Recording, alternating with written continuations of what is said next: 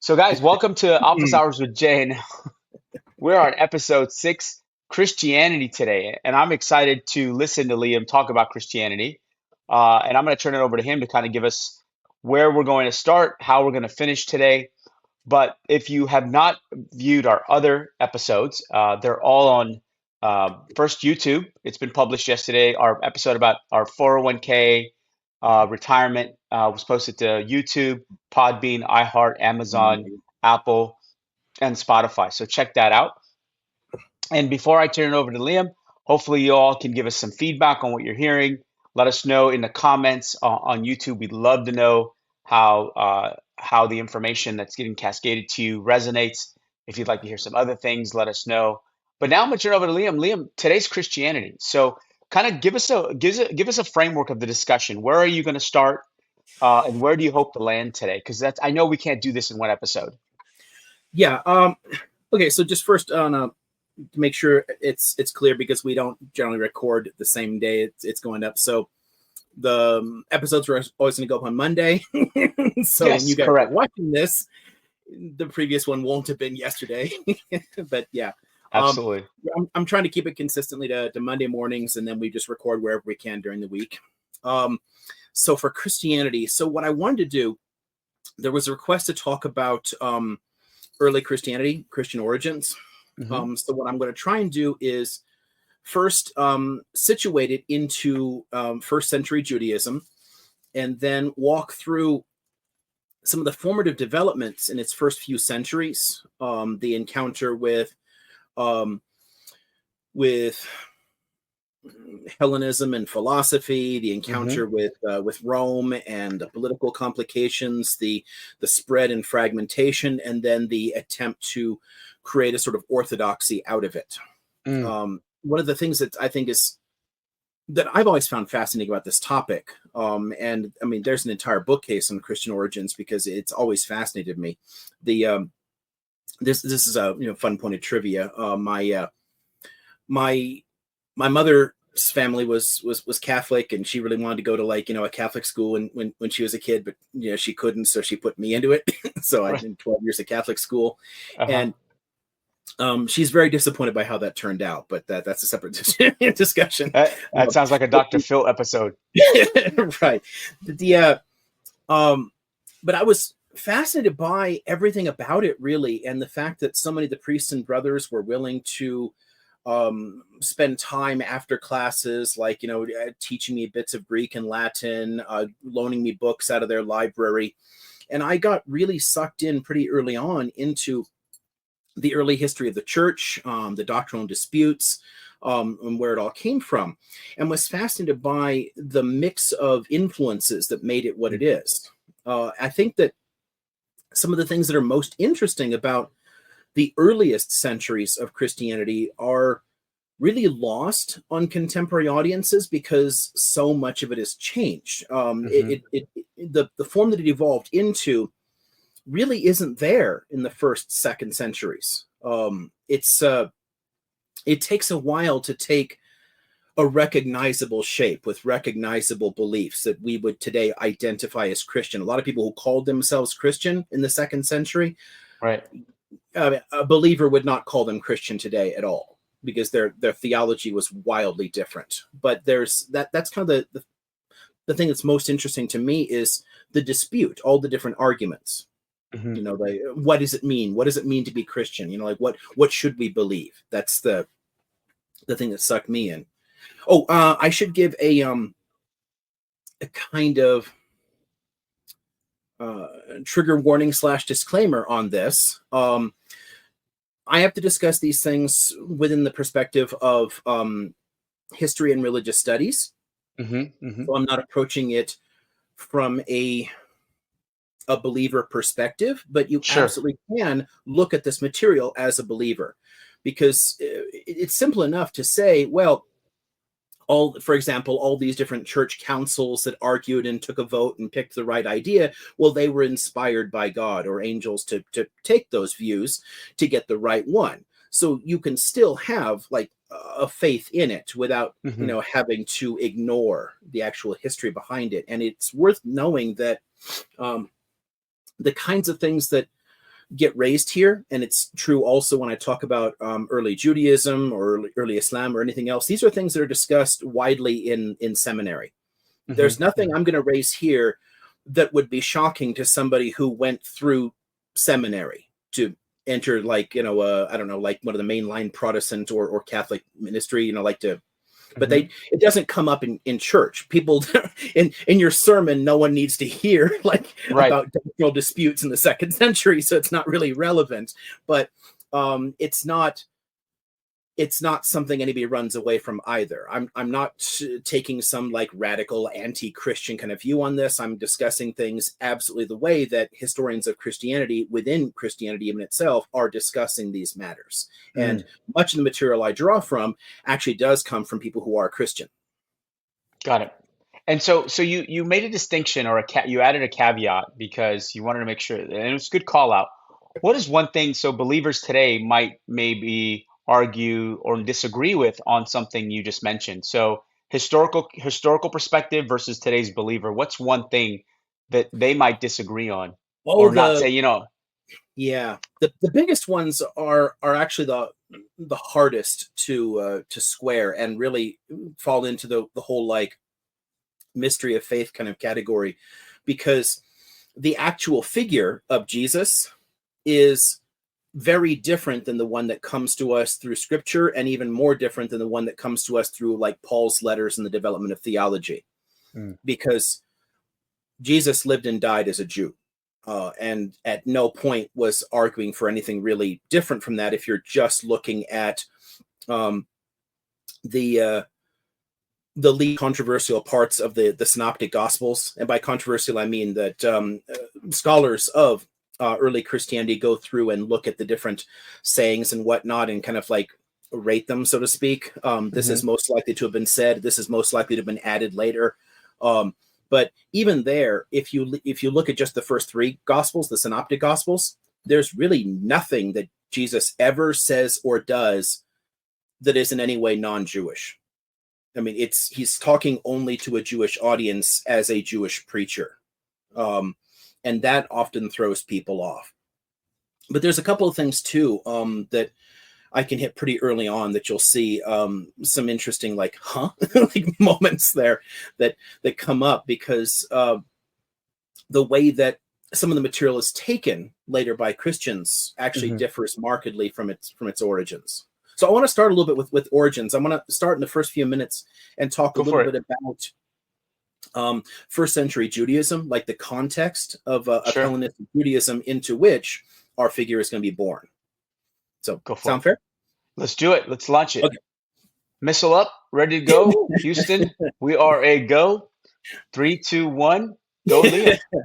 Okay, so first thing is to understand that there are going to be a ton of interesting influences, developments, like exchange of ideas within Judaism because of other cultures that it's surrounded by. That's always been true. Early on, it was obviously influenced by Mesopotamians, then Egyptians, but then the Persians. So there's some significant theological developments in the Persian period. We don't need to get into that because that's for a discussion of like early Judaism. But there is an important set of changes that happen in the Hellenistic period that are going to set the stage for Christianity that are important to note here, because and just so we know, Hellenistic means the time, the Greek period after Alexander. So it's after Alexander's conquest, which puts the Levant, which puts Palestine / Israel into the Greek hands. And it introduces many centuries of consistent Greek influence, culturally, philosophically, theologically. And you can see some of that with important philosophers like Philo of Alexandria, who is Jewish, but also a trained Neoplatonic philosopher. So when he writes about his own religion, he writes about it through the lens of Greek philosophy. He uses tons of terms out of Greek philosophy in order to make better sense of things. And there's a ton of interesting interpretations of things that really only show up around this time. New understandings of things, because for one thing, you're introducing a much more allegorical reading of the Bible, much less literal, because I mean, the Bible is kind of like flat earther sort of thing, like the sun is a little ball that moves across the sky. And, like the world was created before the sun, it obviously doesn't match any kind of scientific. Explain that to people though, when you say the Bible is a little flatter, for those that might not be dialed into that. What does that mean? The earliest parts that go into the scriptural stuff that's in the Hebrew Bible, it's obviously before any modern science, and it actually predates a lot of antique science as well. So the understanding of the universe is much better by the time you get to, late classical Greece and Hellenistic Greece than it is among the authors of Torah. Just look at the way that the Genesis account is written. Think about the creation of the universe in 6 days, right? And the sequence of events that shows up in order to create each stage of it. It clashes even with antique knowledge of science, much less modern knowledge of it. So we have to read things a little bit more loosely. If you've ever heard the line that, a day when in the Genesis account is really 1,000 years or something. Like I think I have. It's been a while, but yes. Right. They're looser readings in order to fit the fact that, it seemed that the world was older and would take longer to develop than the biblical account could handle. So Philo is saying, no, a day is 1,000 years. A day is 1,000 years. So it's much longer periods of time, So don't be so thrown off by this. Like, don't take it literally, basically. So don't take 6 days as 6 days versus per day is 1,000 years.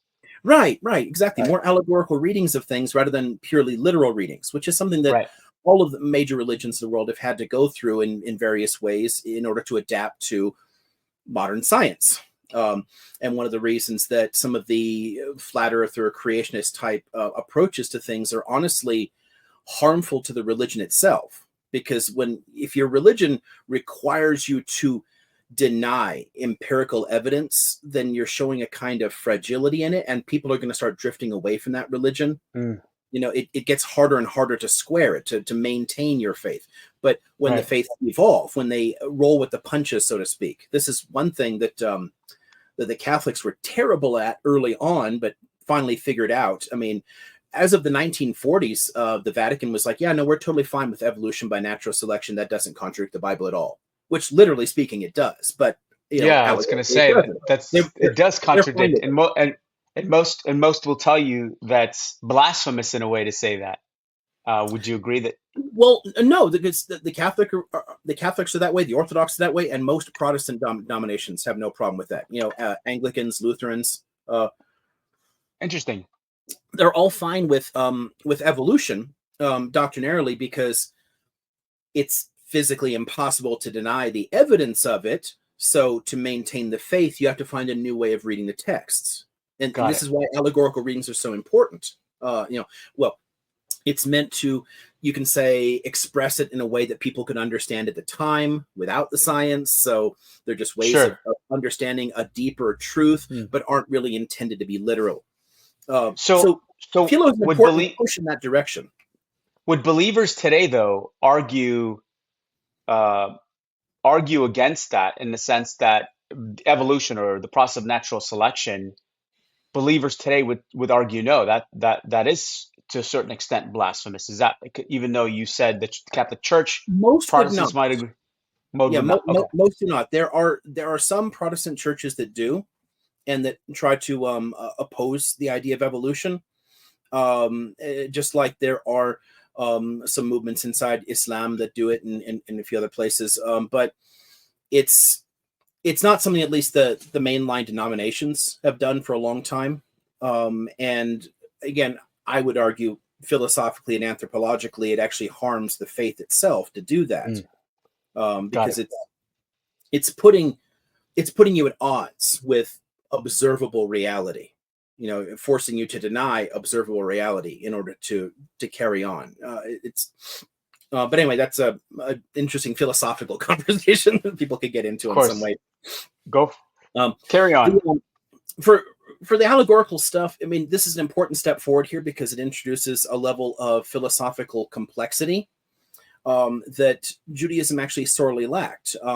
Judaism, unlike Christianity, actually doesn't spend a lot of time on philosophy and theology, and it's always kind of needed a little bit of shot in, in that direction to clarify things, to make it easier to work with, rather than just blindly following the law, for example.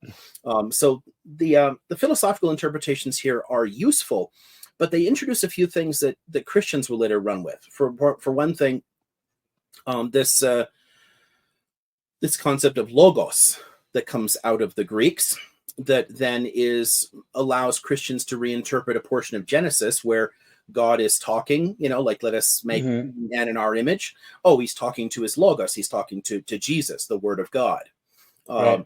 which isn't really what the text originally meant to Jews at all. But by introducing this concept of a creative force, it's helping Philo, because at the time he's alive, Judaism is a solidly monotheistic faith, but that's not its original origin. It starts as a polytheistic, Canaanite tradition. So the literal meaning in Genesis doesn't fit that. The interpretation that puts the logos there is actually from Philo, and Christians will need that in order to build the Trinitarian concept later. You also have fun interpretations that show up in this point. Just a quick side point. So if anybody's ever heard of the destruction of the cities of Sodom and Gomorrah, and people are like, oh yeah, that's because they were gay or something. That's literally not in the Bible. It's no reason is given. It just says they're sinful.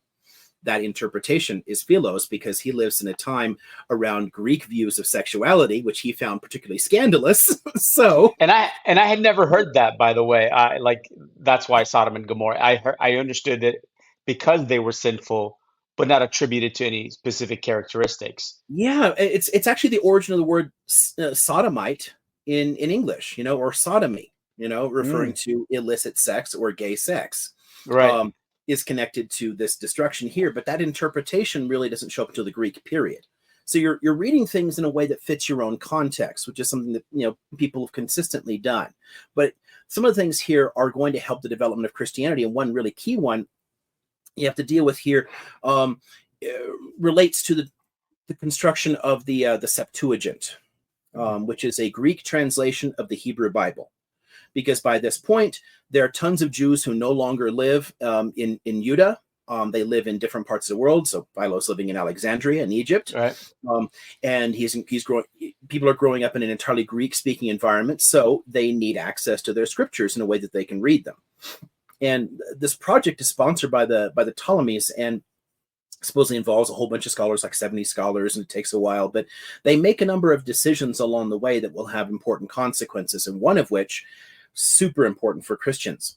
The whole virgin birth idea, that actually doesn't make sense if you read the Hebrew Bible, because it's not actually present in translations of the Hebrew Bible.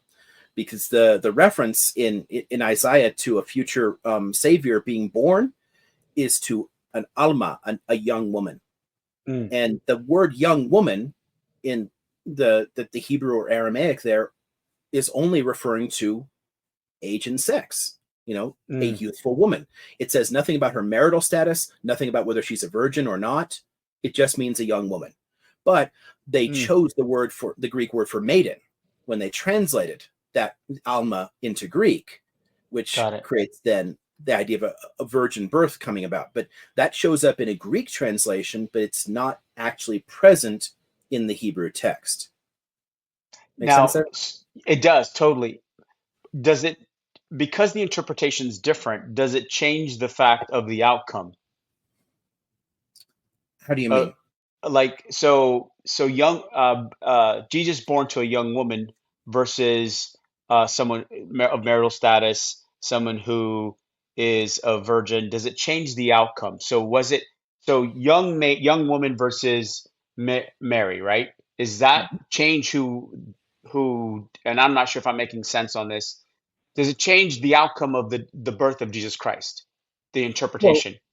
Well, it wouldn't, but the understanding of the Christian understanding of the Hebrew Bible is to read a lot of it as prophecies of Jesus rather than reading it in its own context. Right. And that all would be then different. The whole reason to add birth narratives to two of the Gospels then wouldn't be there. And as I'll point to in a little bit here, those birth narratives in two of the Gospels, they weren't in the original versions of the text either. They were added as they were trying to prove, the Savior's cred, I guess.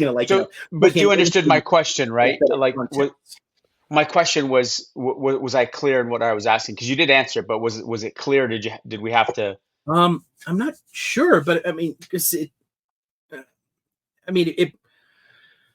it would if you need a savior to be born of a virgin. If the savior can be just born to any human, then no, it wouldn't change anything. But it does change an important point of theology for Christianity, and especially for the Catholic and Orthodox, for whom Mary always stayed a virgin, which also involves, of course, ignoring the literal meaning of the New Testament, because it mentions that Jesus has 4 brothers and a couple of sisters. So, like, it contradicts that argument. Yeah. Like it. I mean, some of his apostles are literally described as his brothers, and Catholics and Orthodox like to read that allegorically. Oh, he just means my bro, like not really literally brother. It's my homie. And because they wanted Mary to stay a virgin and created like a cult of the Virgin Mary around that. But that also, it departs not only from the Hebrew Bible or Old Testament, but it also departs from the New Testament's text. So a lot of it really depends on what you mean, because it can very much change what it means to be the Christ, and it certainly affects the theology. But you can also find ways to work around that. Sure. Which again, it's possible to be a perfectly sincere believer without running from any of these things, but you do have to do some work around it. Got it. Awesome. Good. The last thing I'll bring up here is just note that there are a lot of debates in this time in Judaism, a lot of different factions that develop, and there are 3 really important ones. There's a handful of others, zealots and whatnot here, but I want to say something at least quickly about Sadducees, Pharisees, and Essenes, because they all play a part in some way in Jesus' story. Because again, he's growing up in a Hellenistic Jewish world. The simplest way is that the Sadducees are devoted to the literal text of the law of Torah, and to the priestly hierarchy in the temple and sacrifice and all that. So, doing things the way it says there, where the Pharisees are actually looking for a much more decentralized approach to religion. Synagogues are not like, the Hebrew temple or Catholic churches or something. It's just a room. It's literally just a room. It means anytime there's like 10 Jews together, they have a quorum, they can read Torah together, and that's it. Right. Okay. And it's calling on people to basically escape the big temple cult and a reliance upon that, and find a much more personal relationship to God. This is one of those places where you often see people most often fighting with people they have the most in common with. The Pharisees are a major opponent to Jesus in the New Testament, but they're actually both part of the same push toward a decentralization of the faith. I mean, remember, Jesus is like, hey, the people who are like praying out in public, their reward is here on earth. The people who are praying quietly in their closet at home, they're the ones who have a good relationship with the Father. I mean, it's, again, that much more decentralized personal relationship. Sure. But their minor differences become a major flashpoint between them. There's tons of places like that where people who are close in views will attack each other more. So it's important to keep in mind when we talk about the Pharisees as the bad guys, the Pharisees and Jesus actually agree on most points. Another place that Jesus is similar, another movement that Jesus is similar though to, is the Essenes. The Essenes are people who look around at the world and see all the corruption from the foreign influences. All these Greeks, they brought wine and racetracks, and the Romans brought in gladiators, and what is all this weird shit? Like they think of the world as somehow fallen. And they instead like retreat to monastic communities to then pray and fast and hope for the Messiah to come. And Jesus is similarly an ascetic. He is preaching to his followers, give up all of your possessions. If you want to be a follower of me, then give up everything that you own and tend to other people, tend to the poor. They literally were beggars. They moved from place to place, begging to survive, and anything left over, they just gave back to the poor, rather than accumulating wealth. It's a very almost monastic way of life. And also, and a fun one that might be useful here too, in terms of like translation issues. Yeah. The whole bit about Jesus being a carpenter, that's actually not really clear at all. It's a tradition. I mean, there's a part where it's saying like, is this not the carpenter's son?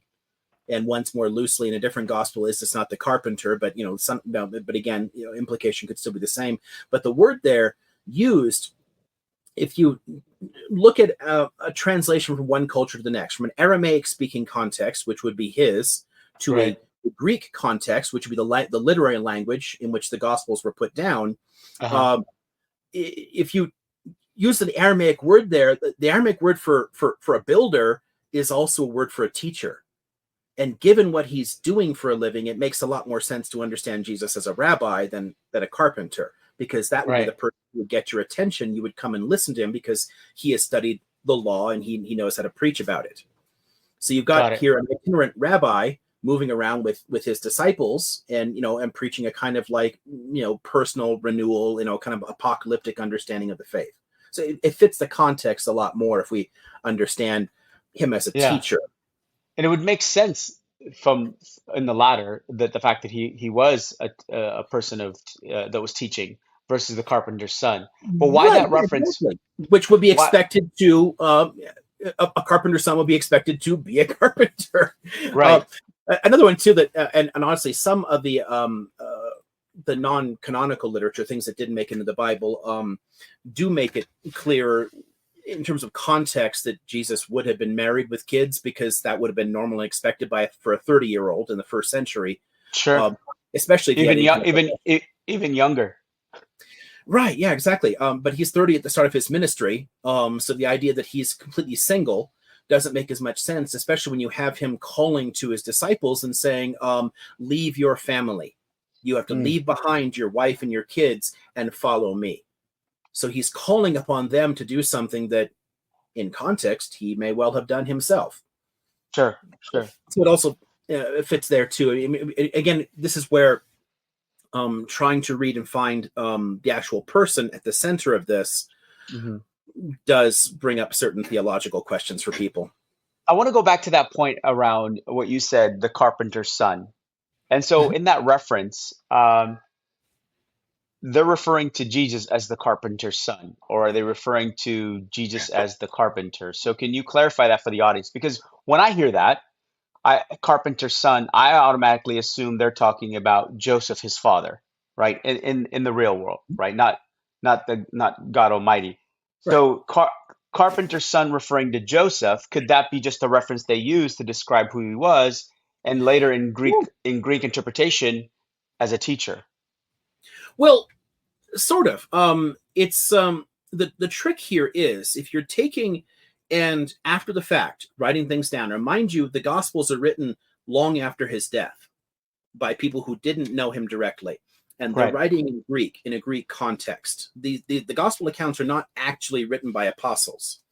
We know when each one appeared, and they're all considerably later. In fact, Paul's writings are well after Jesus' death, and they're already decades afterwards, and Paul's letters predate the Gospels.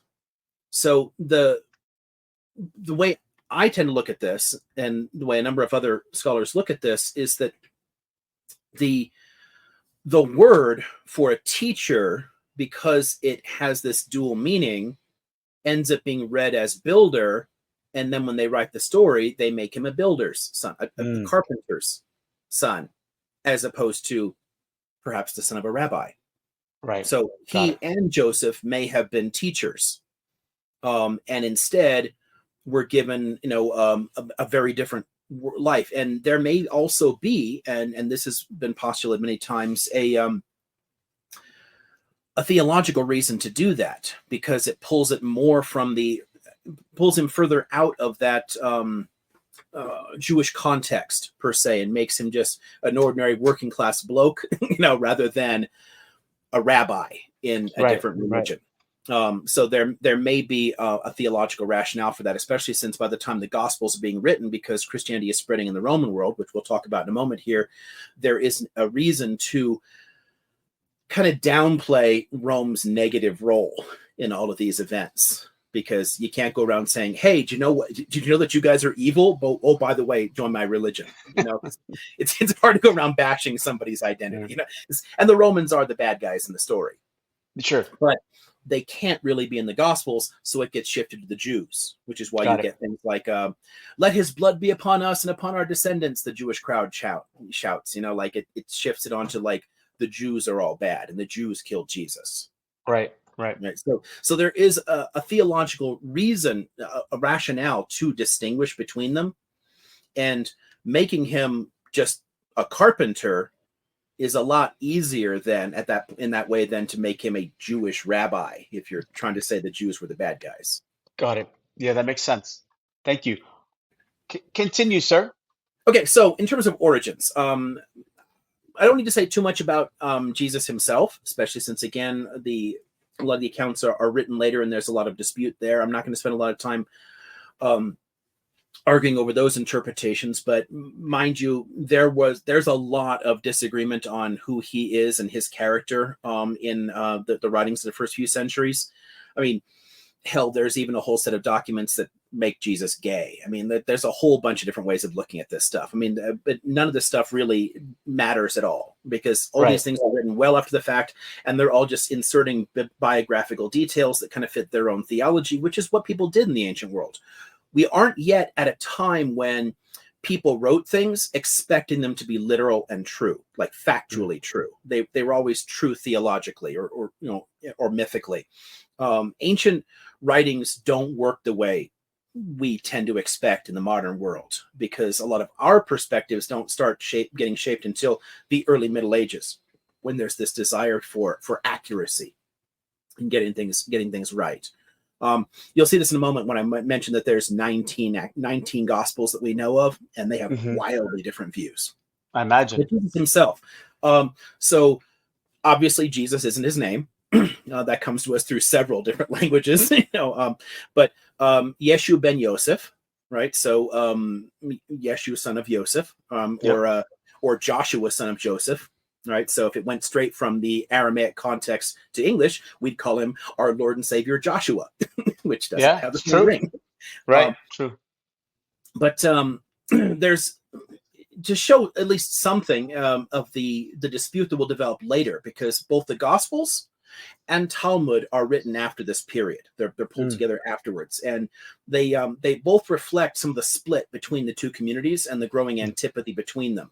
There's actually a few places where Talmud refers to him as Yeshu ben Pantera. Why is that? Because Pantera is Latin, and they're basically calling Mary a whore. So it's a dig. It's an insult. This is one of the reasons that Christians freaked out about the Talmud during the Middle Ages. Right. But it just reflects the disputes that are happening in the first and second century between these communities, because the early Christians were all Jews. It was a sect within Judaism, and then grows increasingly distinct and starts turning on the Jews, and the Jews turn back on them, and they're attacking each other. There's no reason to think that traditional Jewish name for him in Talmud is in any way accurate. It's almost just someone's made up bullshit dig at him.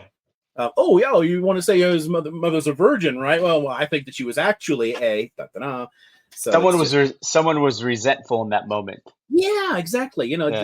People have access to grind, right? Yeah, absolutely. And there's examples of that in the Gospels as well as in Talmud, because again, these communities were originally the same faith that's splitting.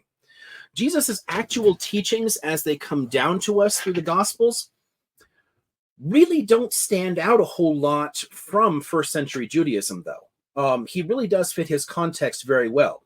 The kinds of things that he's preaching are the kinds of things that we see in a lot of other surviving Jewish movements at the time. The apocalypticism, because the idea of an afterlife is only developing in this period. In fact, there are still forms of Judaism today that explicitly reject the idea of an afterlife, because it's not a traditionally Jewish idea. Right. But it is one that's developing in this time, because people need a reason to I don't know, to keep the faith in a world that doesn't make sense. What we live under foreign occupation. Why should we, stay faithful here? Like, Right. what's the point of all of this? Oh, there's a reward afterwards. Like it's these things are a response to the context. Sure. So he fits several apocalyptic and kingdom of heaven type movements and trends within first century Judaism. The idea of redemption, that God will forgive us and hence end the occupation or whatever later. Thinking again, Romans were in their country at the time, and then love of neighbors, things like that. The decentralized view of the religion. Obviously the whole synagogue culture versus the temple in Jerusalem. One thing that would have stood out to a lot of people is the idea of loving your enemies, though. Jesus is a radical pacifist, and that's not a very traditionally Jewish view. Mm-hmm. So he's focused much more on the afterlife world and is telling people, hey, if someone's persecuting you in this world, it's okay. Accept the persecution because God will sort it all out eventually. Don't fight back. Remember, the whole like turn the other cheek if someone likes you.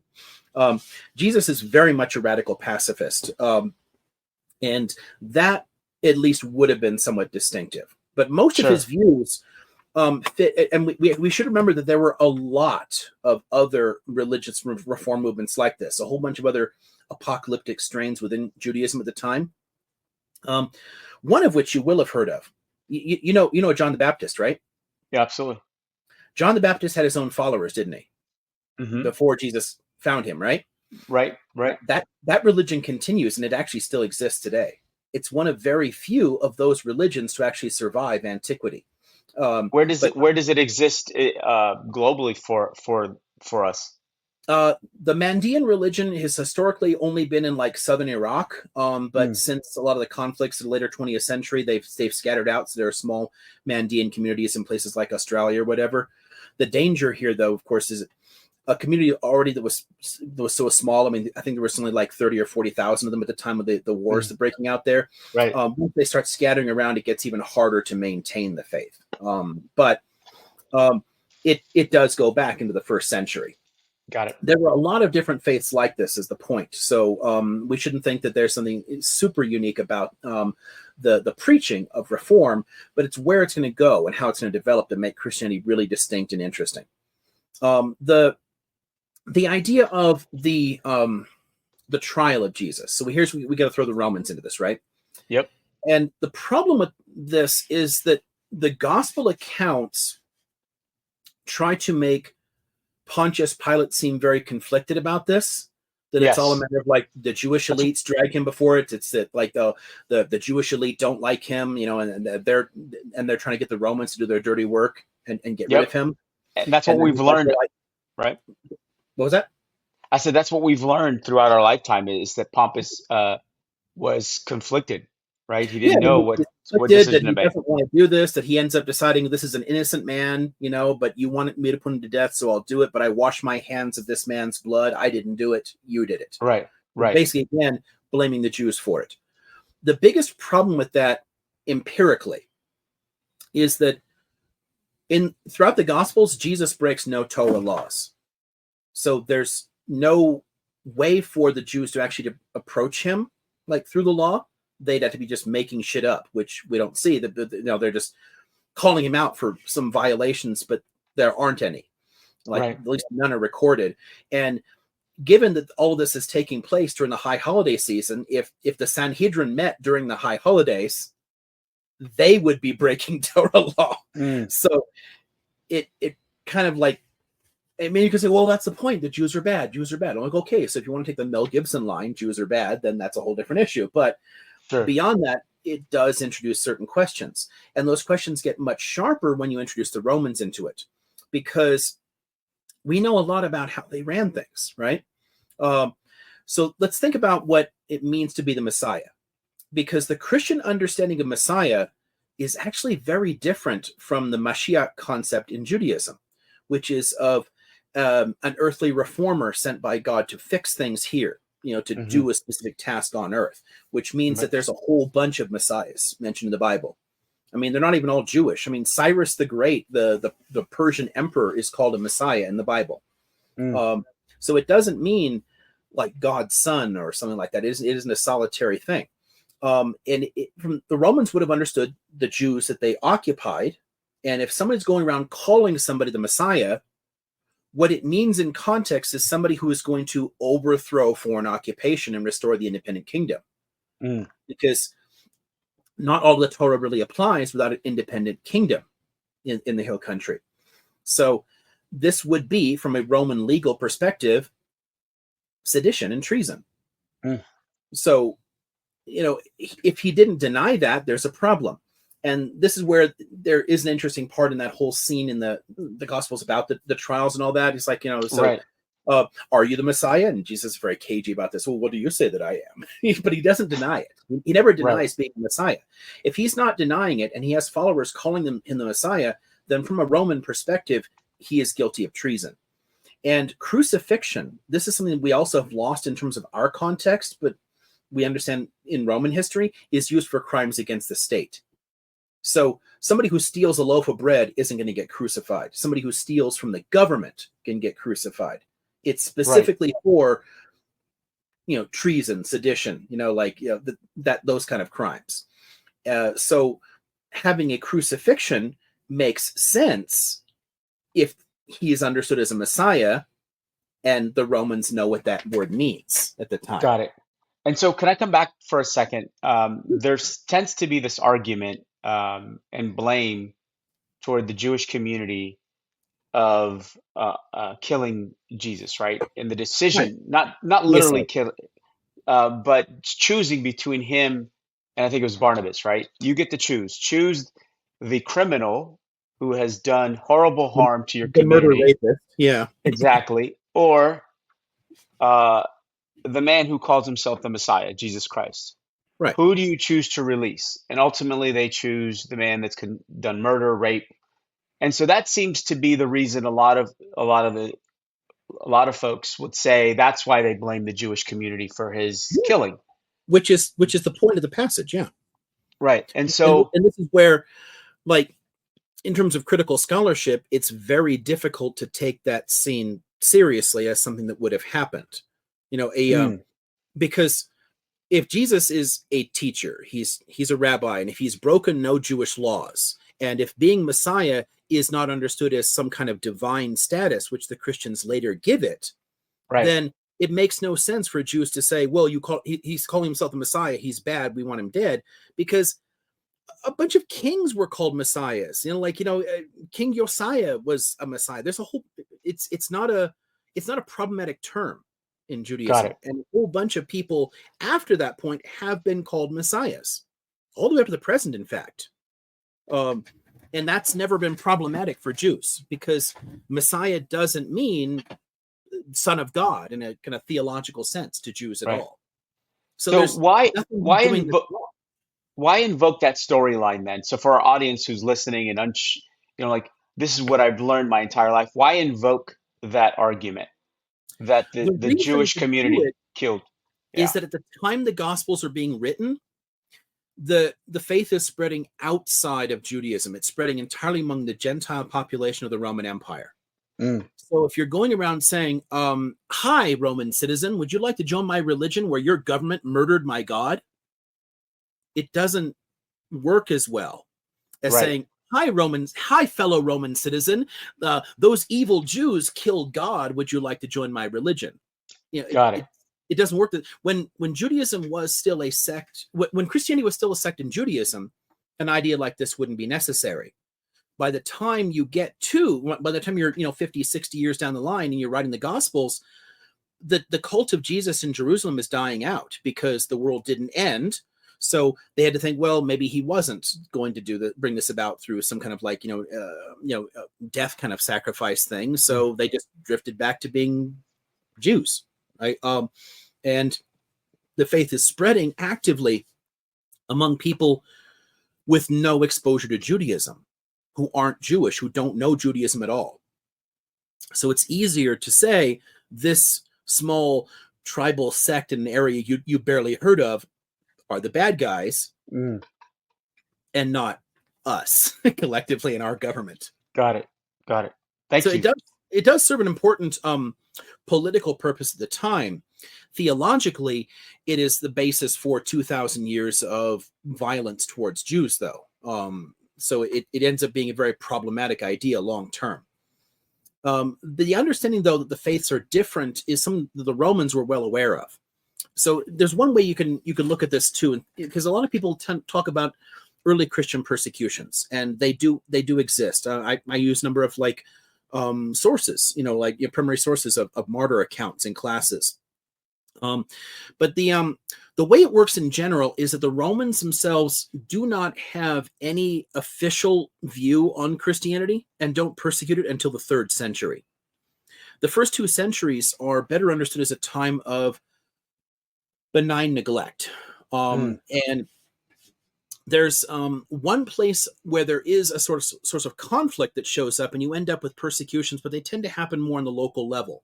Because what will happen is a Roman governor is going to arrest some Christians and try to force them to accept the civic religion, which is, for anyone who doesn't know, emperor worship wasn't literal for people. They didn't think that the emperor was like a god per se, but they deified him as a kind of pledge of allegiance, sort of symbol for the nation. Right. So we would give sacrifice to the genius of the emperor, to the family of the emperor, and to the emperor as a kind of pledge of allegiance to the Roman state. It's an idea that gets adapted from the Seleucids, and it has a long history, but it doesn't matter for us. But it's not like a literal god per se. Right. But because you are engaged in an act of worship for something that Christians wouldn't acknowledge as God, Christians were getting in trouble with that civic religion stuff. But whenever governors would do that, and the communities actually complained to Rome, the emperors invariably sided with the Christians and said, leave them alone. They're pacifists. They don't cause any problems. They still pay their taxes. So they've got a weird view. So it's technically illegal. So what? It's not a threat. The only part that was illegal was that they weren't doing that sacrifice to the emperor. They weren't engaged in the civic religion, but their religion was not actually problematic. Nobody cared about that. They just wanted them, hey, believe whatever you want, but also do this thing. And many Christians did. Many Christians had no problem, disingenuously doing those rituals, but some didn't, hence persecutions. Got it. But the emperors, until you get to the time of Diocletian, invariably are going to say, these guys aren't really a threat. It doesn't matter, leave them alone. The difference here is that the Christians were trying to claim the same free pass the Jews got, because the Jews didn't have to sacrifice to the emperor. They got a free pass from this because the Romans, being a very conservative people, respected antiquity. They respected the fact that Jews had been monotheists for a long time. So they said, it's fine, pay your taxes, make a different type of oath that says you're loyal, and we'll leave it at that. And when Christians said, hey, we want to do the same thing, Romans were like, yeah, but you're actively bad-mouthing these people and aren't part of their religion and clearly don't follow their traditions. And they don't. I mean, Christian holidays are all different. Christian rituals are all different. They're very obviously a different religion to the Romans. So the Romans didn't give them the same way around that, which is where some persecutions can show up in the early periods here. But it's not as simple as saying that everyone was after them. It actually was. It built up very, very slowly, and for a long time there was no real conflict per se, because the Christians simply weren't a threat. Now, the at the time too, and this is a side point that if we want to come back on a different week or whatever in the future and talk about the religious diversity in the period, there's actually a lot of different monotheistic trends at the time. Christianity isn't unique in that in any way. There's a lot of trends in that direction. There's a whole lot of monotheistic cults that already exist within the Roman and Greek worlds. So it's not like they were unfamiliar with that either. But each of those could still disingenuously do those rituals because they didn't have a problem with it, but Christians drew a hard line at it. Got it. The big split early on that we need to deal with, that will start us off in a lot of different directions, is between Paul and James. So let's before you get there, come back, because you said persecution of the Christians didn't happen until the 3rd century. Why did it happen during the 3rd century? Official, yeah. It wasn't like official, like state part, like at the federal level, because there were persecutions again on a local level earlier on, but not as a matter of official state policy. but Got it. overzealous governors trying to enforce the laws. The reason it becomes problematic by the time you get to the 3rd century is that the Roman Empire as a whole is in serious crisis. You need some kinds of scapegoats. And by this point, the Christian church is quite large and are also rejecting the authority of the state in the same way that they did from the beginning. When they were a small sect of pacifists, it didn't matter if they chose to ignore the state's authority in that regard. But Got when it. large numbers of people are doing it and are increasingly vocal and are attacking other people for doing it, and the empire is already itself in severe economic and political crisis, that's where that comes from. They just become a convenient target when Diocletian is trying to do a bunch of reforms to fix things.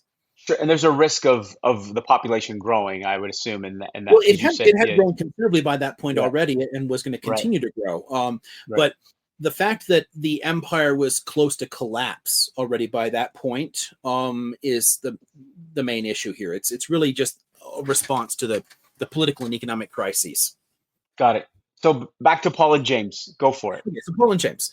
Okay, so here's a fun one.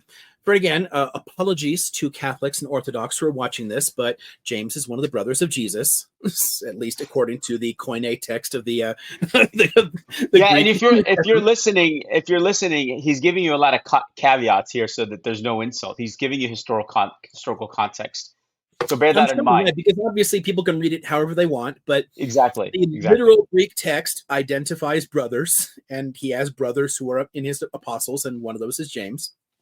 And it isn't like bro homie type. That's not the interpretation. Hey, he's my bro kind of. Almost certainly not what it would have meant originally. Right. Yeah, because but it is a way of reading it later for sure. A lot so of no one called him, hey, yo, bro, JC, what's up, man? What's going on? No one said that. I mean, JC, today, come on, man, let's go. You ever see that the Buddy Christ statue from that film Dogma?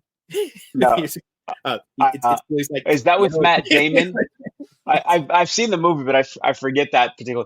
But so, not to digress too much. Go back to Paul and James, the brothers. Okay, so James is leading the Christian movement in Palestine, right? So the Church of James in Jerusalem is, well, these are Jewish Christians. They are completely Jewish, but they view. And there is a growing development, and this starts a little before the 1st century, an interpretation of a possible suffering Messiah, which was a new idea that was gaining ground here as somebody who would suffer in order to accomplish a great good. It still, again, doesn't mean God in the Christian sense, but it is a particular type of Messiah that people are starting to look for. So this sect is taking that line that Jesus may be that type of suffering Messiah, that he is through his sacrifice going to bring about a great change that will drive the Romans out and restore the kingdom. Because again, they are still Jews, and they're looking for an earthly reformer, somebody who fixes things. But it isn't one that has to be like a king with an army, which is, a lot of like other Messiah concepts there are in the Bible are major political figures. And Jesus is clearly not a political figure. He's just an executed teacher, so it doesn't fit the same way, but it does fit the suffering Messiah ideal. And they take quite seriously a line that's in the Gospels, like not one jot or tittle of the law shall be removed until its purpose is fulfilled. Or to put that, take jot and tittle because they're unusual words in English now. They're like little embellishments that manuscripts would have. When you're handwriting manuscripts, you put them into like Hebrew terms, not one yod nor crown. These are like sometimes you draw like little crowns on the tops of letters and like little things like they're little embellishments like you see in illuminated manuscripts. So it means nothing of the law. Like not even the tiniest bit of the law can be removed until its purpose is fulfilled. Now, from a Jewish perspective, that purpose is the fulfillment of the law, the restoration of the world the way it's supposed to be, right? Which means until we're returning to like an Eden sort of state, the law is in place. Like Jews always have to follow the law. And here we have a Jewish teacher telling Jewish disciples, I'm not here to abolish the law or challenge the prophets. I'm here to add some interpretations to it. Sure. Add some layers to it. And that's the way the Church of James is proceeding. They are Jews who also look at Jesus as a suffering savior who's going to bring about a change. Now, a few decades in, the Romans are still there, and then shit gets really serious. And when in the year 70 they burn the temple down and destroy Jerusalem, it gets a lot harder for Jews to be Christian, because if the whole point of this early form of Christianity among the Jews is that through his suffering, Jesus is going to throw the Romans out and restore the kingdom. Now they've not only do they not have the kingdom back, now they don't even have a priesthood and a temple. Right. Another two down. So the Church of James is eventually going to go extinct. At the time Paul is around, it's still a thing though. So he travels to Jerusalem to meet James and to talk to the people and interact with them. So there's still a movement. So at the time Paul is writing, nearly all Christians are Jews. What's interesting about Paul is that he decides to focus his preaching outside of the Jewish community, start preaching overwhelmingly to Gentiles, and is heading around doing that. And his argument here is, when you are among Jews, keep the law, be Jewish, just like them, but also talk about Jesus. But when you're with non-Jews and they offer you that BLT sandwich, eat the tasty bacon, because the law isn't binding. Because from Paul's perspective, what's more important here is Jesus' sacrifice and salvation, not the law. And you need to bring as many people into salvation as possible, because Paul believes the world will end in that generation. He's preaching to people, the people who hear me today will know the end of the world. So for him, he's trying to save as many souls as possible by getting them right with God. But so he takes a different view theologically, like a nice compromise on that, where he's kind of like, skating a line between Jewish and non-Jewish. Right. But and so that interpretation becomes the dominant one, because Christianity as a whole will eject the Jewish law. It will keep the Hebrew Bible, but not as a actual scripture you're supposed to follow, but more as like a collection of stories and predictions of Jesus and everything else, and not anything you have to do per se. You said something, and I think oftentimes I'm in conversations and people don't know what a Gentile is. And it's non-Jews. Non-Jews. Thank you for confirming that as well. And so for those of you listening, you've heard this quite a bit, and just so that I wanted to make sure we underscored that. So non-Jews are Gentiles. Yeah, and it can be taken in some weird, like, honestly, supremacist bullshit ways. But honestly, all it really means is people who are part of the covenant and are forced to follow its laws, and people who aren't. Because from the Jewish perspective, the law is an obligation. It's not something that makes people special. It's something like you're picked out with like this special responsibility to follow these laws or whatever. And not everyone's part of that covenant, so they don't have to do that. So it's basically like people who are forced to do this, and then the rest of the world, Gentiles meaning the rest of the world. Makes sense. Thanks for the clarification. Proceed. Okay, cool. So there's a big early split between obviously being Jewish and looking for a particular type of suffering Messiah, which ultimately doesn't work out and is going to go into a death spiral because of the destruction of Jerusalem. So it makes it even harder for them to hold to that kind of faith, because again, they're Jews. And then the preaching of Paul, which from the same events is going to accelerate in the opposite direction and completely abandon the idea of Judaism. So while Paul is splitting the difference between them and saying be Jewish in some contexts and not others, his successors are going to dispense with Judaism entirely and focus only on preaching to the Gentiles. This means that Christianity as a religion is a product of the Hellenistic world, of the Roman world, and most of its influences are going to come from that context, not from the Jewish context of Jesus. This is why all of the holidays are different, why the Sabbath is different, why the calendar is different. Everything about Christianity is wildly different from Judaism, even though Jesus is clearly Jewish if you read the Gospels. Right. Because where it's going to grow up, what's going to influence it. So I'm only going to like pinky scratch this, because there's a bazillion influences and ways of looking at this. And again, from the perspective of believers, you can take any of these things as just interesting overlaps. It doesn't have to mean that any idea created the Christian one. because there's no way to show that at any point. That's not really the purpose of sharing any of these points. But regardless of the origin of a given one, similarities with other religious cults will make it easier for people to join the Christian cult, to move from one religion to the, here I'm using cult in a technical term, not like not an aliens, like not that kind not of an cult. adverse Yeah, exactly. connotation. Cult is in like a ritualistic religion, like a Right. religious practices. But moving from one to the other, if they have some similarities in practice, like, oh, that sounds familiar. That's like this one. Oh, okay, it's easy to move from one to the other, right? And then there's places where it could just be as simple as the use of language. So, for example, tons of our language for describing theological concepts in Christianity is straight out of Greek philosophy. This doesn't mean necessarily that it was the Greek philosophical concepts that created Christian theology, although it could mean that. But at the very least, what it means is they borrowed the terms from Greek philosophy to flesh out a Christian theology.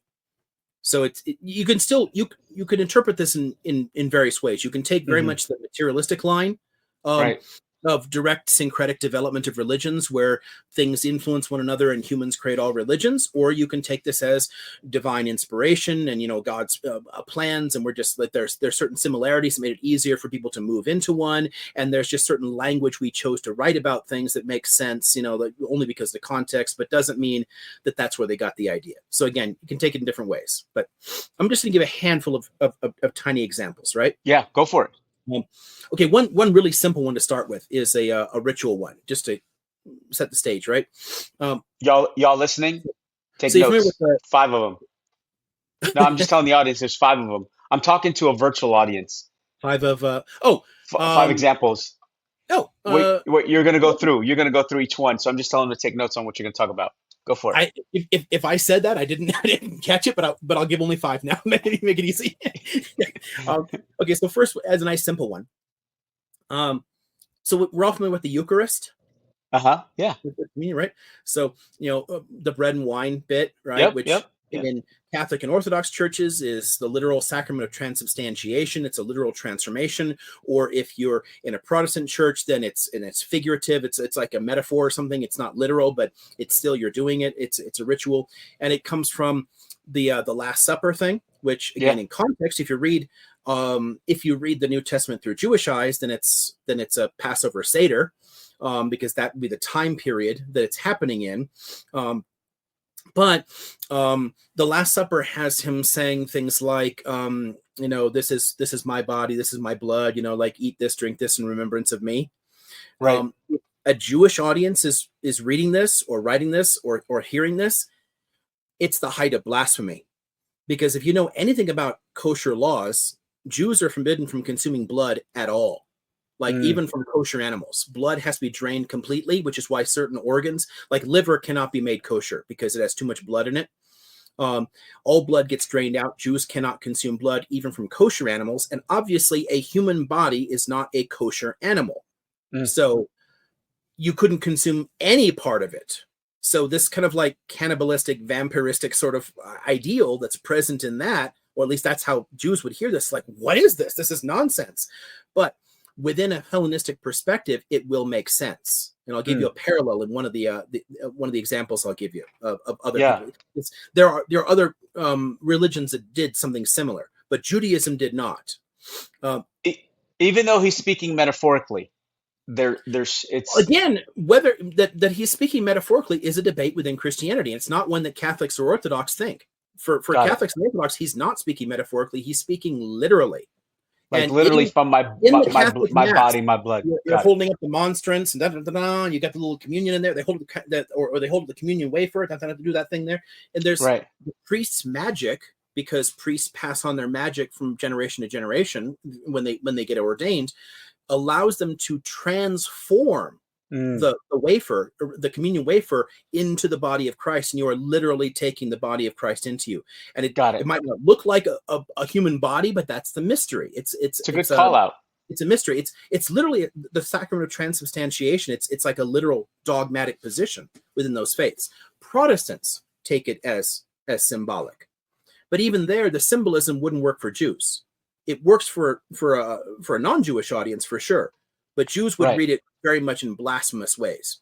Got it. The interpretation is shifting considerably theologically by the time the Gospels are being written to have lines like this. Sure. Now, to think about, I'll give you first two like parallels, similar religions, right, that are around. Again, there's tons of them out there. There's a whole bunch of like Gnostic faiths, Valentinians, all kinds of things out there. But I'm going to point to the Mithraic mysteries and the cult of Isis or cult of Horus, depending on different names for it. But the latter is a originally Egyptian, because like Osiris and Isis like were a couple, and the short right. I didn't know that, but look, so I don't. Yeah, you're teaching me. I'm learning from you a great deal today, by the way. Cool. Yeah, go. If you ever see pictures of like Egyptian gods, Osiris is green. Yep. He's like solid green because he's dead. He's a zombie god. He is this brother Set that they're always fighting with, and there's a whole bunch of stories of like Set going after him, but he always like finds a way out of it. And frequently his wife Ist, which we call Isis from the Greek, or Isis, Ist is always pulling his bacon out of the fire, like saving his ass, right? And finally, like Set says, okay, I'm gonna like go full on Texas Chainsaw Massacre on this guy, and he like kills his brother and chops him up in little pieces and scatters the pieces all around the world. Like, ha ha ha! Your wife will never find you now. How can she save you now? You're in little pieces everywhere. Well, she finds all the pieces and sews him back together. And because she is the goddess of magic, she reanimates his body, right? Got it. But that transformation, the rituals, that's actually the basis of access to the underworld for Egyptians, because Osiris's resurrection gives everyone else the ability to be resurrected in the afterlife, right? Hence mummification and everything else. So it's important religious aspect for them. The one piece is missing though. Like they never find his dick. It's because it's thrown into the Nile and it was eaten by 3 fish, as the myth goes. How fish ate it. Like how do they know this, Liam? How do they know it was the one thing, the one genital they ate? Right. Yeah. Myth writers are amazing. Somehow like they have creative minds. Not 1, not 2, but 3 fish ate his dick. 3 fish, not just one. It wasn't a pariah. It wasn't a pariah. Well, multiple ones. It was multiple ones. Maybe they're trying to say he's kind of big. Who knows? But so for those of you listening, that's a little bit of levity in our conversation. Yeah. Go for it, Leo. Yeah, I mean, I have to tell jokes because it makes it easier to deal with. Very serious as topic. You should. So it's a very serious topic. Now, to be resurrected in Egypt, the body has to be whole. So say one of those great guns of yours gets whacked off. Say you lose an arm in an accident, right? But you're in Egypt. For you to actually get to access by the way, he's talking about this, by the way. Yeah. 2 things have to happen. You have to be buried in Egypt on the west bank of the Nile. So if you die in a foreign country, we got to drag your body back. And 2, when we mummify you, we have to give you a fake arm. So they would literally attach just a little wooden thing on there, a carved wooden arm, and then wrap it in with a mummy. Because then as your body translates into the underworld, your body will be whole. But if it isn't whole, it can't happen. So Ist makes him a wooden cock. And that allows him to be resurrected, right? Now, the interesting thing about this as a religion, as it spreads... I'm laughing on this one because I'm thinking how big was the size. This is one of the fun things that I have. You want invite your mind to use its own interpretation. I've taught like a global history of sexuality for a dozen years, and you would not believe the kind of crazy shit that survives from the ancient world. God, we know a lot about ancient dildos, like, a lot more than you think. So set that aside. But they have a son afterwards, Horus. So Horus is born when he's dead and doesn't have a real unit, right? Really? So people spread outside of Egypt and became a Hellenistic religion, because again, the original religion of Egypt is different from the way it's understood as a Greco-Roman cult. And what ends up happening is that Horus becomes a kind of savior god, and he's a savior god because he has a kind of virgin birth. Because obviously, it's a miracle. It's a miracle that makes him born in the first place, and then you've got his close relationship with the mother, with Isis. So there's a mother of God kind of important element of the cult of Horus, which is why you can alternately use either name to refer to the same religion, because they're tied together in it. There is this idea that Horus fights the evil uncle Set and defeats him, and defeats this then god of evil to avenge his father's death, right? And in so doing, he suffers, right? This is like he loses an eye out of this. So similar to like the suffering of Jesus to open up the gates of the of heaven, Horus suffers in defeating evil to open up the gates of the underworld. So while the details are all wildly different from the Christian story, the core message is actually very similar. Sacrifice for reform, change. Defeat evil to open up the afterlife, which is how Christians reinterpret Jesus's death. The Christian understanding of the Messiah becomes Jesus suffers in order to defeat evil and open up the gates of heaven. Got it. Right? Which, again, not the way the Jews understood Messiah at all, but it's an important part of Christian theology. It has some basic similarities here. Not again in the details, but some basic similarities. And again, at the very least, what you can do with things like this is understand that if you're out there preaching to somebody who already has heard of this religion, then, oh, hey, yours doesn't sound that different. I could join your religion. It makes sense. Like it doesn't. There's some similarities. Yeah, there's some interesting overlaps, that make it easier to translate into that world and to spread in the Roman world. Got it. Because people are more comfortable with the known versus the unknown. Yeah, exactly. If you walk in with a wildly different idea, then it's a lot harder to convert people to your religion. But if it sounds something like the context you already have, if it makes sense, Yeah, it's like why did Christianity struggle to spread in South Asia, and why did Hinduism struggle to spread in the rest of the world? Right, the cultural context is vastly different. So it requires a great deal of education in that different context in order to bridge that gap. And for most of us, that's too much work. So the further apart the context, the harder it is to convert people. So at the very least, the similarities here are interesting.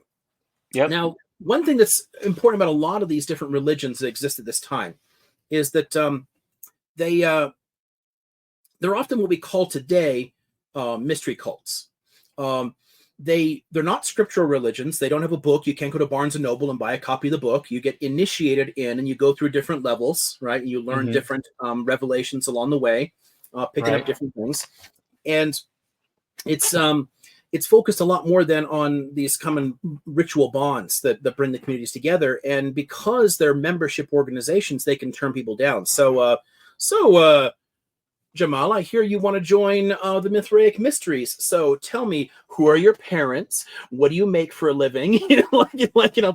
Tell me more about you. And you're basically applying to join. You can't be just Joe Schmo off the street.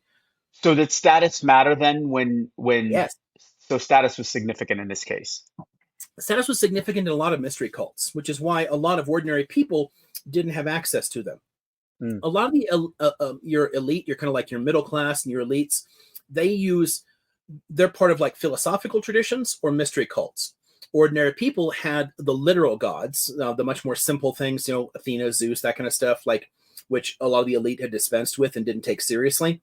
Or they just struggled to find some other alternative. And honestly, a lot of religions like Christianity are filling some of that void because people have a desire for some kind of salvific religion, something to help them, to give them a sense of meaning and purpose. And the old gods just aren't doing it anymore, but they don't have access to philosophy because they don't have the education, or the mystery cults because they don't have the status. Got it. So for the Mithraic Mysteries, which are going to be very, very popular among the Roman legions, all the officers and spreading all with the troops. So you can see tons and tons of surviving Mithraeum, so like the Mithraic temple along like the Roman frontiers. They're scattered out elsewhere too, but there's more of them along the frontiers because the soldiers like this. It actually came to the Romans, just like the cult of Horus originally came from Egypt. Right. The cult of Mithras came from Persia. But in both cases, the actual theology around the religion is very, very different from its source. The hero god Mithra from the Persians gets transformed into a savior god by the cult of Mithras, and theologically they're vastly different. The things that are interesting about the Mithraic mysteries in this context, though, are not the theology, where I mentioned that there's at least some overlaps in major themes with Horus. There's really almost none. with Mithras, other than he does defeat evil in the spring, and and there's a kind of like we're honoring his rebirth kind of thing. But most of the theology is wildly different. What's interesting though is the ritual practices, what they did. So you've heard about early Christians meeting in catacombs underground, right? Or in caves. I do recall that. Out of the way, right? So a Mithraeum is always built to look like it's underground. So it has like a little vaulted ceiling and stone walls. So they look like you're meeting in a cave. And inside it, there's a bench that goes all on the walls. So we're all sitting at the same level, right? And which was also true in early Christian settings, right? Everyone was getting together, brothers and sisters in communion with Christ, right? Right. And they would drink the wine and eat the bread, break the bread and pass it along, and it would pass around. And Mithraeans did the same thing. They used bread and wine in a ritual bond of brotherhood here to honor Mithras' sacrifice. So that the physical location, like the way that we'll do it, that the ritual around the Eucharist is similar. You also have like Sunday as a holy day. His birth is in December. I think it's usually centered on like December 24th. So it's set there. And because again, it's a mystery cult, yet you're initiated with water as you're coming in, right? You're baptized into it. So there's a lot of ritual similarities, even though the beliefs are quite different, and which would again make it easier for people to say, hey, you know what? I don't have the family connections or military connections to get access to Mithraism, but the Christians are preaching to me. And Christianity's early successes, most early Christian converts are women, slaves, and poor people. Why is that? Why is that? Because they're people who couldn't get into the mystery cults. They're people who were left out of these. So because of status. By this time, there's a big general trend looking for salvific monotheistic religions. They're growing in popularity. There's a lot of the competitors here, but the philosophical monotheisms require a great deal of education, and the mystery cults required initiation into it so they could turn you down. Christianity is a universalistic faith from the start, which means anybody can join. So it's preaching to slaves. Mithraeans would never preach to slaves. It just wouldn't occur to them to do so. Got it. So it's sort of like it's the alternative that's available to them that ends up having similar ways of life, similar rituals, similar beliefs. It's kind of like yours, but you actually give a shit about me, so clearly you're the better religion, and screw them. Right? So Christianity is spreading wildly there. The process of spreading into the Roman elite, and actually time-wise, I don't think we'll I don't know if we can get to it. I think we'll talk about the rise of an orthodoxy and a Christianity part 2. We can do that. Like, we can't do this in one. We can't do this in one discussion because there's so much more I want to ask you that I want to become familiar with, and I'm sure our audience. I mean, hopefully we'll come up from some questions, and our community will as well. Go ahead. Yeah, right on. So what I think we can do is I'll touch on a couple of those philosophical influences, and then say something about the early sources as a bridging point, and then we can pick up with looking at how those sources are different and use Christian diversity and then orthodoxy as the theme of the next time we come back to this, because beautiful. Again, there's a lot of forms of early Christianity, most of which die out, and only a handful survive into the present. There's a handful of smaller, what we call the Oriental Orthodox churches, like the Ethiopian Church, the Armenian Church, the Assyrian Church, that have theological differences. And then there's just the mainline, like Orthodox and Catholic, which have the same basic theology, different language, same theology. And then obviously all the later ones are Protestants. But there was a ton of variations early on, most of which are going to die out in the process. So we'll lay out the diversity next time, and then show the process by which the Orthodox positions develop and the basic theology of Christianity that we all recognize as Christian develops. Love it. So again, we've got the difference between Christianity early on and the different mystery cults, largely being social, like your status issues, what's accessible to you. But there are interesting similarities, right, that would make it, hey, don't do that. that would make it easier to spread around. Now, this will become much more important as we get to the second part, and we start looking at the church fathers, the early theological developments, what will actually shape Christianity. But there is some interesting philosophical overlaps as well. It's worth understanding that several late forms of Greek philosophy are actually monotheistic. Stoicism is one of those. So I'm let's see. I saw this shirt. So this one's for the Stoic philosopher Epictetus, right? Read to us what it says, because it's kind of the shirt. What does it say? Men are disturbed not by things, but by the view that they take of them. Meaning it's your interpretation. So if you, I don't know, call me an asshole and start picking on my mother or something, I can get really mad at you and upset, or not. Right? It depends on whether I choose to take it as an insult. But maybe I say, you know what you say can't hurt me, because that's just your opinion. Right. And I don't think I'm an asshole, and I don't think my mother is a whatever, so I'm just going to ignore you. Right. Sticks and stones. It's like our perspective on the things that happen is where the biggest source of suffering comes in. The Stoic psychology has a lot in common actually with Buddhism too. Got it. Words. They're just words. How you interpret them will be up to you. Yeah, exactly. Yeah, or even to events. So, like, he was actually a slave, and a badly abused slave. I mean, he was actually lame because his owner beat the holy hell out of him and broke his leg apart. But he didn't like choose to be a slave. You know, he just was a slave. It's just the world he was born into. So your choice there is, I can be very mad and resentful and upset that I'm a slave, and I can hate the world, but that's going to hurt me personally, because then I'm going to tear apart myself psychologically. I'm going to be, a resentful, angry person. Or I can just accept this is what is and focus on what actually is in my control, what I can do to be a good person myself. That's when he's trying to separate you from not only words but external circumstances, and get you thinking about things. But anyway, so just sort of fit the theme well enough. So at least better than the shirt I was wearing.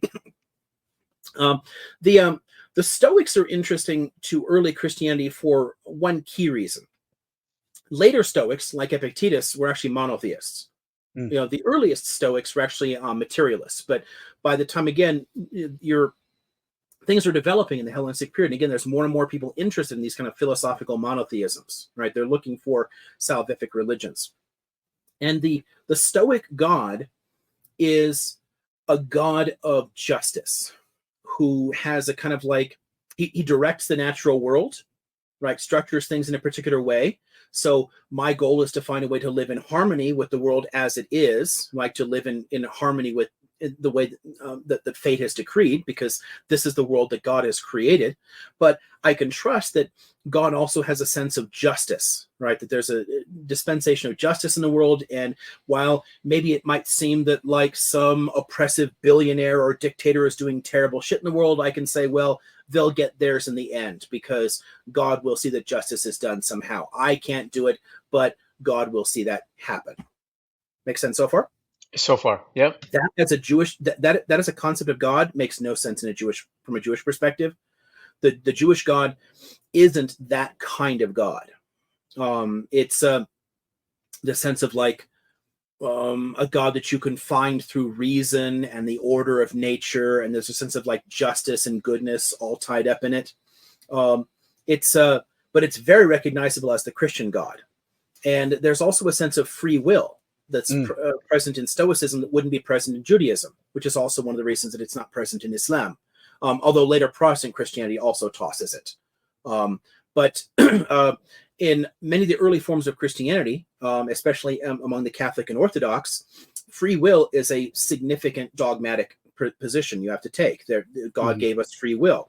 And we can choose, right, what to do. And the Stoics are arguing that we have choice, but through reason we can choose the right idea that God would actually want us to do, right? We can find the right path to live through nature in accordance with God's laws. This basic conception of the universe is worlds apart from the Judaism of the first century, but is fundamental to the way we would understand Christianity today. And Stoicism was one of the most widespread of all philosophical schools in the Hellenistic period. Another large one would be the Neoplatonists. Mm. And the Neoplatonists are important for two main reasons for Christianity. One is theological. Again, like the Stoics, late Neoplatonists are monotheists. They have a central God at the center of all things, the one, right? Right. And we are all just kind of like weak reflections from that. We're like tied to it originally. We come from this perfect world, this heavenly type world, right? Where the one would be, and come down to this earth, right? As our little and we have this little spark of the divine in us. And our goal is to try and find a way back to that. Just think back to, why Neoplatonists? Like, well, it's from Plato, right? And if people remember anything out of Plato, and the guy wrote a ton of stuff, but most will remember something about the allegory of the cave. Does that sound familiar to you? It does, but it's good for the audience to hear because not a lot of people are familiar with his work, and so I think it's important to highlight that. And tell us, and so thank you for clarifying that. Yeah, I'm familiar with it back from undergrad. It's been 27 years though. So the short is that we it's a way of both dealing with ontology and epistemology, like the nature of being as well as how do we know things. And his argument is that our souls, right? And the soul concept as a way that appears for Christianity actually also comes from the Greeks, and ultimately goes back to Pythagoras with the idea of transmigration of souls. But this idea, this immortal part that's in us, comes from this world of perfection, this world of perfect forms. And it's why when you, so you mentioned your undergrad time, right? So you walked into a classroom then, and you saw those like stupid ass chairs with a little desk thing in front of them. And you sat down in them, right? But you recognized it as a chair immediately. Like you walked in the room and you're like, oh, my ass goes there. You just know, right? Right. But those chairs in a classroom look very different from like a straight backed Queen Anne chair, or like a lazy boy recliner, or a beanbag chair, or like this old office chair I've got. They look very different. But in every case, we instinctively know ass goes here. We know how a chair works. And the Platonic explanation for that is that they're all reflections of an ideal, perfect chair in this perfect world. And we have a memory of that in our soul, from our soul having been on that perfect plane. So we can recognize its shadows in this world. But for Plato, they're just shadows. This isn't the real world. The real world is the perfect world. This is just a world of shadow and illusion. It's pretty profound. I mean, like for him to interpret it that way, for me, it's like I walk in, it's a freaking chair. I don't think of it as a shadow of the perfect world, right? I think you're right. I'm going to sit my ass in this chair, regardless of what the chair looks like. But you are, when you're in school, it is kind of you're not processed, but you are conditioned to walk in. That's where you're going to sit. You can't move until the class is over. Where if I'm at home or at work, I can sit in a chair and move freely as I want. There's no restrictions. So you're conditioned. You know, a chair is a chair. Right. A chair is a chair. And what Plato is basically asking is two questions. How do you know that it's a chair? Right? Because we pick that stuff up intuitively as kids, because, you know, our meat computers are actually fairly advanced, even as small children. You're starting to make sense of the world by observation.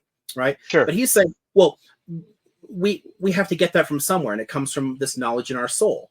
So it's a way of understanding how we know it's a chair, but also it's an understanding of basic being, right? That understands the relationship between the world that we're in and this perfect world that he's postulated there.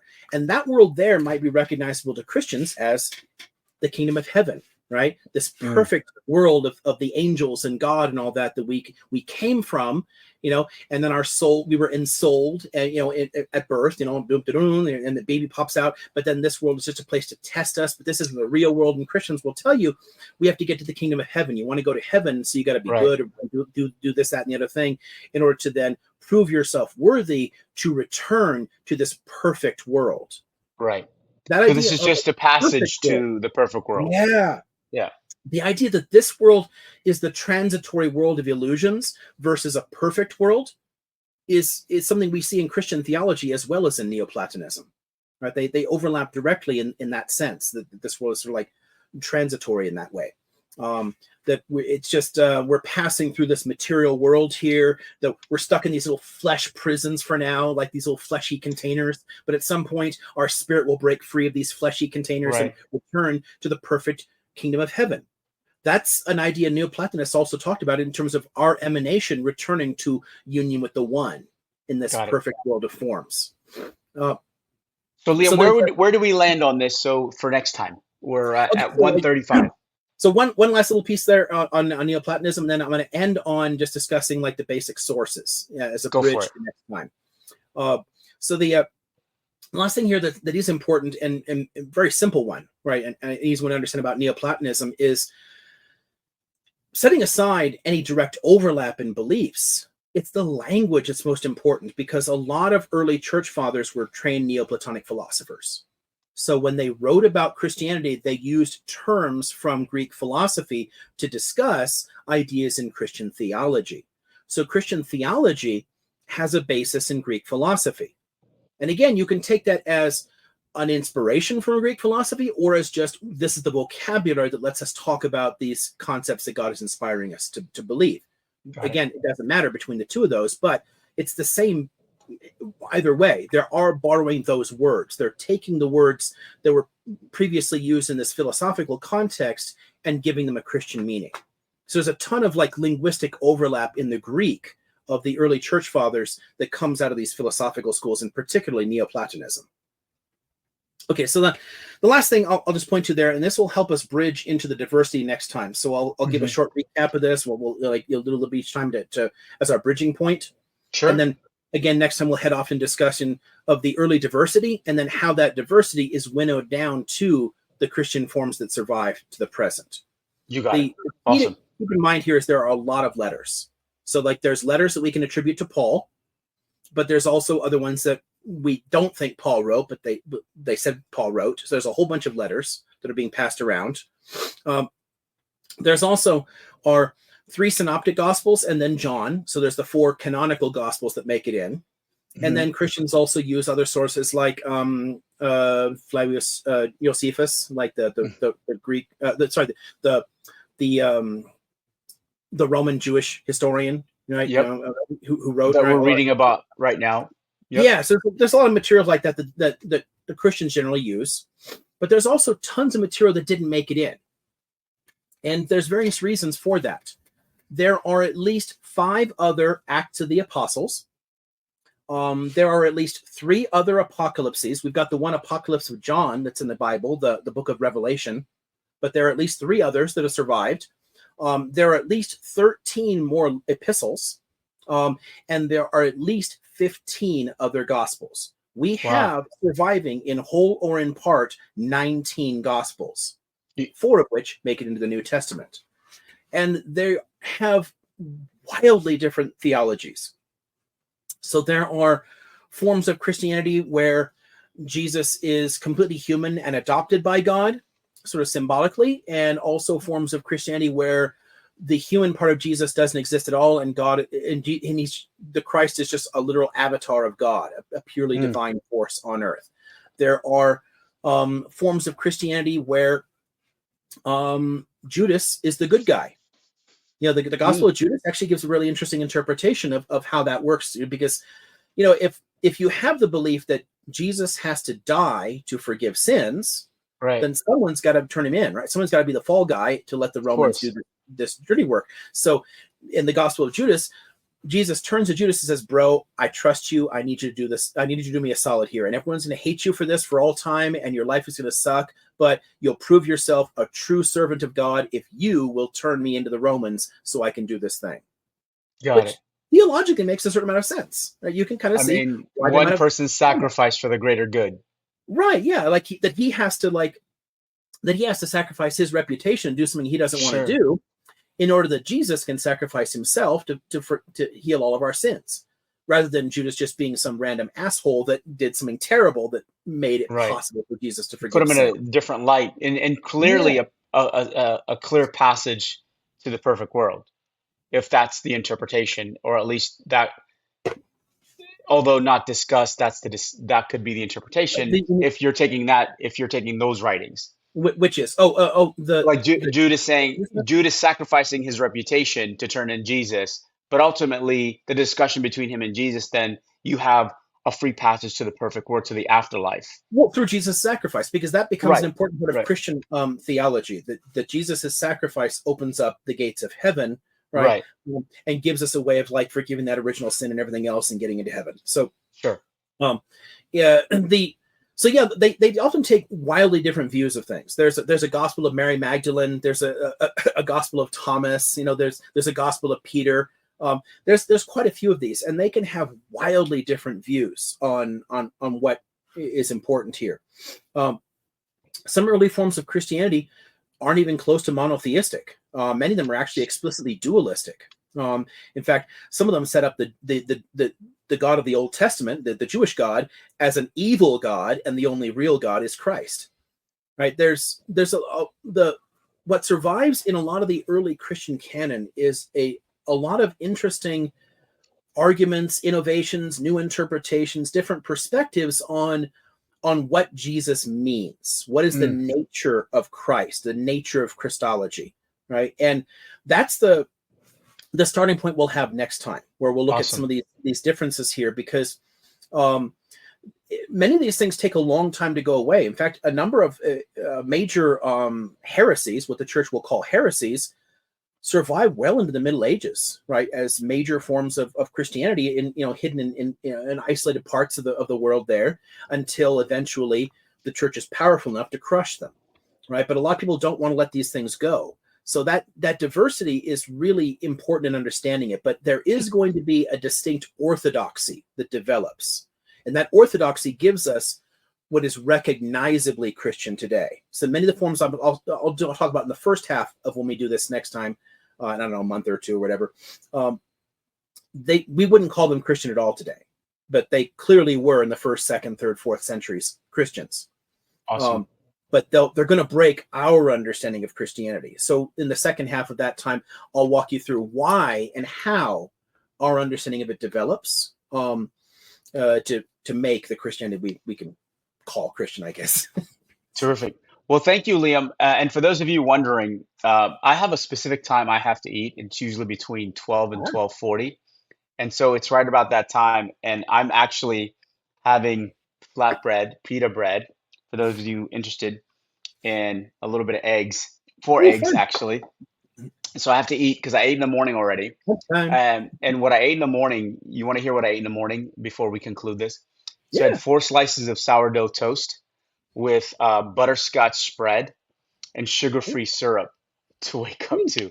But I actually had a bar at 8 o'clock in the morning to get started. At 9 o'clock, I went down and made that. I toasted this.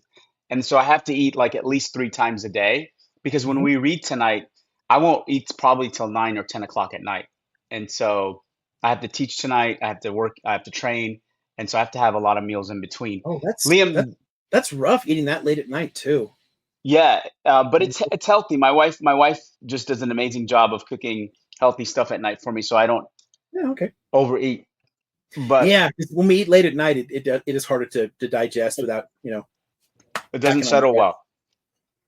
This was a really interesting and intriguing topic. If you saw me just silent for a long period of time, it's because, look, you're talking to the professor here, and he's got such a vast knowledge of this topic. And so for me, just to listen and inject questions when I think is appropriate was the best that I can do because I'm learning at the same time. And so, Liam, thank you. This is episode 6. You believe it, man? Yeah. Which will be published Monday, I believe the 8th of July, Hmm. because we're already in July. July 4th Right, is right. coming right around the corner. Thank you. And I want to shout out Danny just publicly because Danny's going to edit this for us. Thank you, Danny, so much. And for our community who gives us just a lot of feedback on what they want to hear. And hopefully, those of you who are listening on, watching on YouTube, iHeart, Apple, Amazon, Podbean, Spotify, we'd love to get your feedback as well. We're getting close to bringing in guests. And so Liam and I will talk about that, who we're going to bring in. We're excited as well in the upcoming weeks. Don't forget to check us out. Again, comment, share, let us know what you think because we can only grow based on your feedback and what you're hearing. So Liam, again, thank you, man. Anything you want to add before we wrap it up? Yeah, no, we definitely have to do some guest episodes sometime soon, and we do eventually need to figure out how to go back and start doing these like part twos. I've already had people saying, "Hey, when are you going to go back to continue the capitalism story?" So Make them wait. It's anticipation. we're laying down different threads in different areas. Honestly, I think you've had the one on business and one on finance so far. We should do something on your fitness or martial arts soon. Yeah, So like we will. lay I'll down probably like invite a guest. I'll diverse invite topics. either one of the coaches or MMA fighter Oh, fun. to talk about it with us. I've got some folks in mind.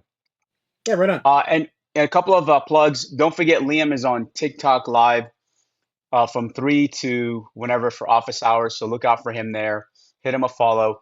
He joins me for book club every Tuesday and Thursday night, 7:40 p.m. Pacific Standard Time. Hopefully he joins tonight. We're reading our fifth book together as a book club. We're growing.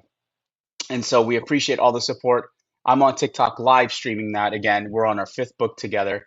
Please join us. Thank you so much for the support as always. Liam, great to be with you on a Tuesday, the 2nd of July. And I know we'll chat later.